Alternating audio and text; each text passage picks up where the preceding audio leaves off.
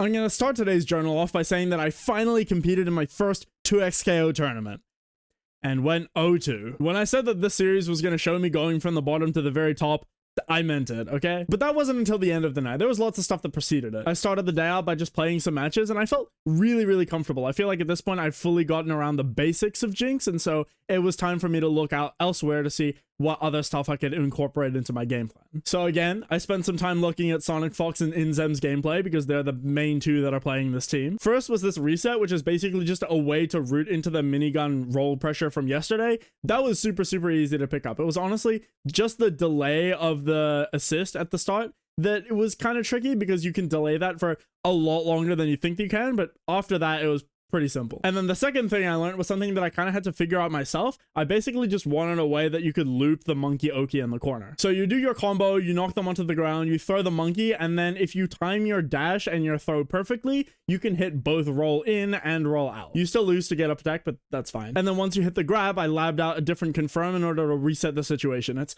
super, super strong. And I think this sort of speaks to my greater philosophy when it comes to learning games, is that it's a lot more important to learn how to do like resets and mix-ups and how to do combos in different situations rather than just like optimizing your bread and butter. Because I'm still doing baby combos, but like the fully optimized combos are only doing maybe 30% more damage, and it's a lot more efficient use of my time to learn the resets and the mix-ups and find ways so that I can convert in every situation I'm in rather than worrying about like squeezing every last drop of damage from each direction. I can do that later. I would much rather hit a small combo that leads into a really good situation where I can hit another small combo after than hit a big combo that's A, really hard, and B, doesn't leave me in a great situation. Or even if it does leave me in a great situation, like getting to that situation is the important part. It's not really the damage, you know? And once I practiced those, I took them into gameplay, and honestly, it felt super, super natural. It wasn't long at all before I was consistently looping and resetting people. It was so much fun. But then the tournament started, and oh my god, I did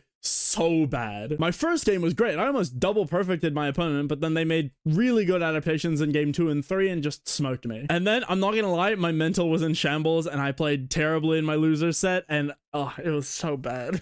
I think a lot of it came down to nerves. I rewatched those VODs a lot to try and figure out what went wrong. And, you know, there were dropped combos here and there, but the main thing was that I was just panicking and I was picking really terrible options. Like against my second opponent, my burst got baited literally every time I used it. It was so awful. I wasn't using my defensive mechanics correctly. I was jumping like a maniac every time, and it got anti-aired super, super easily.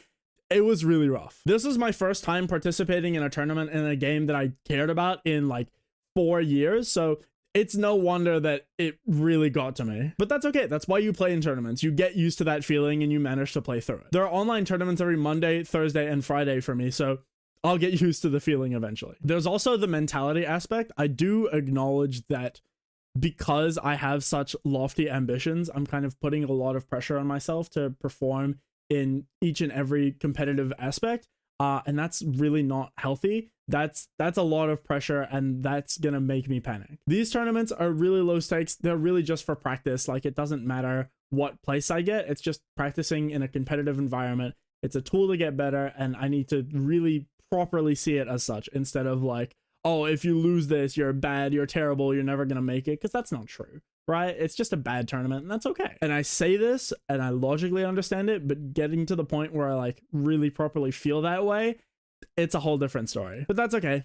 Feelings are weird. I'll be fine. And it helps that the next thing I'm working on is super, super exciting. I found this on Twitter where Echo can convert off of a forward throw mid-screen, which is so good. Again, I think that finding combos to do in multiple different situations are a lot more important than optimizing your combos, and Echo forward throw has been a situation that I haven't really gotten much out of for a while. It's an incredibly hard combo. I've only hit it like literally once, but it's so sick. I can't wait to get better at it. And after I learn that, I probably will work on optimizing my combos. I think I've gotten most every situation down pat. I mean, there are a couple weird situations with Jinx with like the variable projectile heights, but I can figure that out when it comes to it. For now, I need to get this forward throw confirm working. It is so hard. The APM this team requires is crazy. Oh, also speaking of, in top 8 of the thing, it's like all Darius. Surprise. So that's a nice bit of cope for me, is that I'm playing a hard team, so I can be like, oh, you guys are just like abusing the weak, but that's like, it doesn't hold up.